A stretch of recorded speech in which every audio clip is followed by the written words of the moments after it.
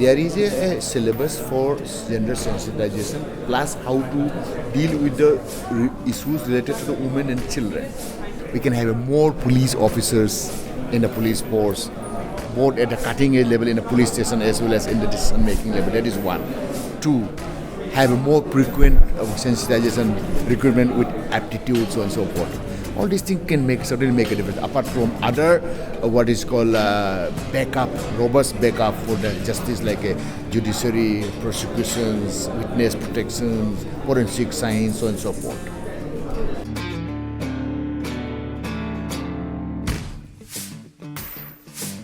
Law is very clear. The law has been given all the facilities for the women, and that we are following that. And these are, I think, what you said is, it won't come to effect if you have a more police women in the police force.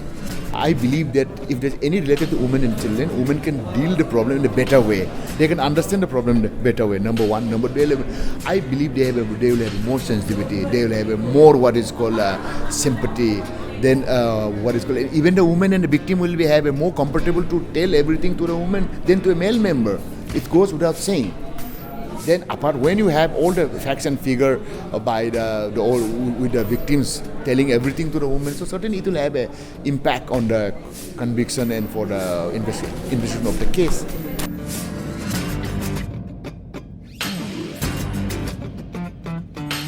We should have a robust forensic laboratory dedicated for the women and children of this country. And if that is happened, then we can get our forensic forensic report in a very shorter time now. Now, as of now, it goes to a general forensic laboratory. It takes time. So in any conviction, in any criminal proceeding in a court and other, this is the most clinching evidence which can convict any crime, any criminals.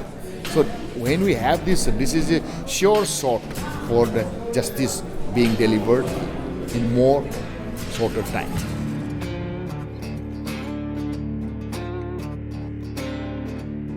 I feel that lack of awareness, lack of interactions, lack of opportunity back home, lack of proper education facilities back home, there is a push factor from that side. So they all come to the mainstream.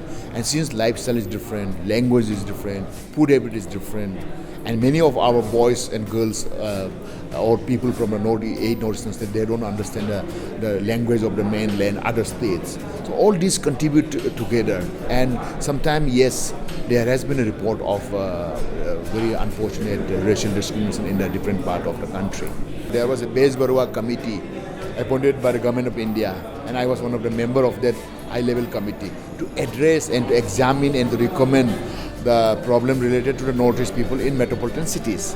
So they have given exhaustive and elaborate recommendations how to deal about this issue of Northeastern problem in the metropolitan cities. And I believe all this derogatory word which is being these days, sometimes it is said against the Northeast people. I'm sure that they are examining so to very specify this derogatory word to be a criminal offense.